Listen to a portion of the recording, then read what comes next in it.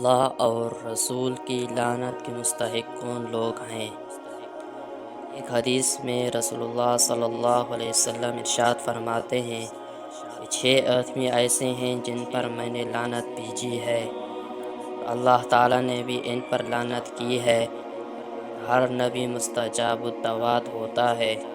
6 آدمی یہ ہیں: نمبر 1، اللہ کی کتاب میں زیادتی کرنے والا۔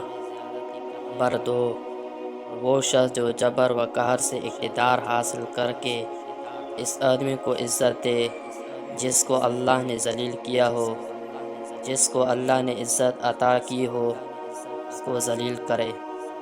نمبر 3، اللہ کی تقدیر کو جھٹلانے والا۔ نمبر 4، اللہ کی حرام کردہ چیزوں کو حلال سمجھنے والا۔ نمبر 5، میری اولاد میں وہ آدمی جو محرمات کو حلال کرنے والا ہو۔ نمبر 6، میری سنت کو چھوڑنے والا۔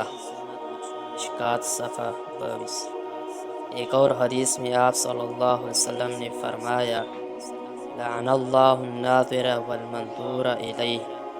ترجمہ: جو کوئی نامحرم پر بری نظر ڈالے، جس کے اوپر نظر ڈالے، دونوں پر اللہ تعالیٰ نے لعنت فرمائی ہے،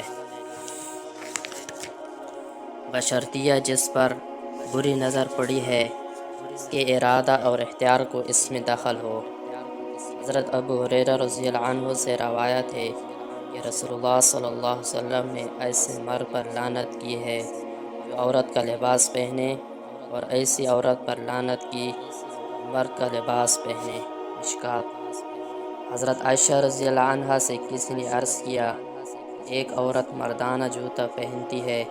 حضرت عائشہ رضی اللہ عنہا سے فرمایا کہ اللہ کے رسول صلی اللہ علیہ وسلم نے ایسی عورت پر لعنت کی ہے جو مردوں کے طور طریقے اختیار کرے۔ حضرت ابن عباس رضی اللہ عنہ سے روایت ہے کہ رسول اللہ صلی اللہ علیہ وسلم نے لعنت کی ان مردوں پر جو عورتوں کی طرح شکل و صورت بنا کر ہجڑے بنے، اور لعنت کی ان عورتوں پر جو شکل و صورت میں مردانہ پن اختیار کریں، اور ارشاد فرمایا کہ ان کو اپنے گھروں سے نکال دو۔